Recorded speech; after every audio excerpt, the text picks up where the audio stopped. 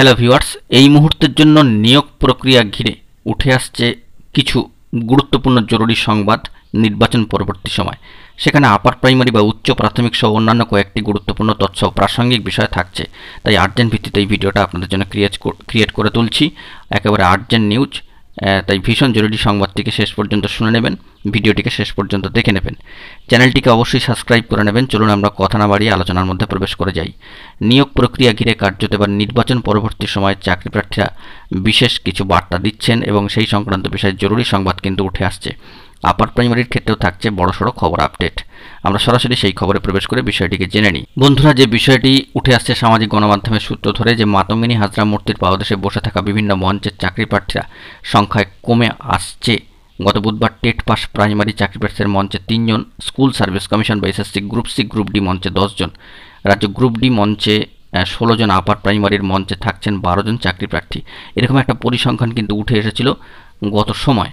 কিন্তু কিছুদিন আগে প্রতিটা মঞ্চে চাকরি প্রার্থীর সংখ্যা 25 থেকে 30 জন এরকম সংখ্যা থাকতো, তা কমে যাচ্ছে কেন?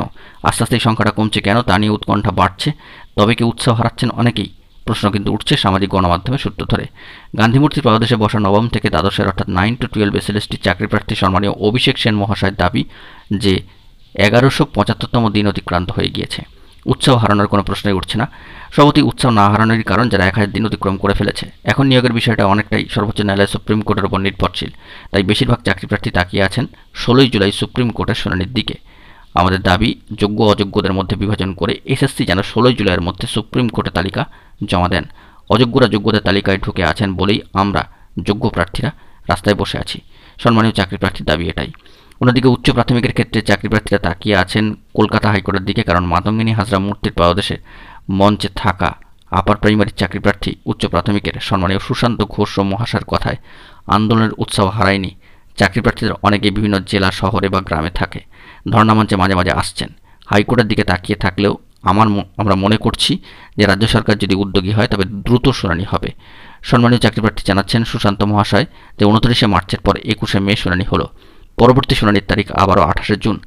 তার দাবি, এত দেরি করে শুনানি হলে উৎসাহ তো কমবেই। অত্যন্ত গুরুত্বপূর্ণ, ভ্যালুয়েবল একটা পয়েন্ট। দীর্ঘ একটা লং স্প্যান থাকছে এই শুনানির ক্ষেত্রে ডেটে। আপার প্রাইমারির ক্ষেত্রে অর্থাৎ উচ্চ প্রাথমিকের চাকরি প্রার্থীরা জানাচ্ছেন যে তাদের 8900 জনের প্রথম কাউন্সেলিং সম্পন্ন হয়ে গিয়েছে। স্কুল চুজ করে ফেলেছেন, স্কুলে তারা যোগ দেবেন, অপেক্ষায় রয়েছেন। স্কুলের নাম তারা পেয়েছেন, কিন্তু এখনও পর্যন্ত মহামান্য আদালতের সুপারিশপত্র পাননি। চাকরি প্রার্থীদের মতে সম্মানীয় মাননীয় মুখ্যমন্ত্রী এ বিষয়ে হস্তক্ষেপ করলে সমস্যার সমাধান ঘটবে। তাই তারা হস্তক্ষেপের দাবি তারা জানাচ্ছেন এবং সেই দাবি আদায় তারা কিন্তু ফের রাস্তায় নামতে পারেন, এমনটাই বার্তা দিচ্ছেন। অত্যন্ত গুরুত্বপূর্ণ খবর আপডেট সামাজিক গণমাধ্যমের সূত্র ধরে আপার প্রাইমারির ক্ষেত্রে তথ্য অন্যান্য কয়েকটি প্রাসঙ্গিক বিষয়। পরবর্তী ক্ষেত্রে গুরুত্বপূর্ণ তথ্য থাকলে অবশ্যই তুলে ধরব। এখন এই পর্যন্তই। সকলে ভালো থাকবেন। চ্যানেলটিকে এখনই সাবস্ক্রাইব করে নিয়ে সঙ্গে থাকবেন। ধন্যবাদ।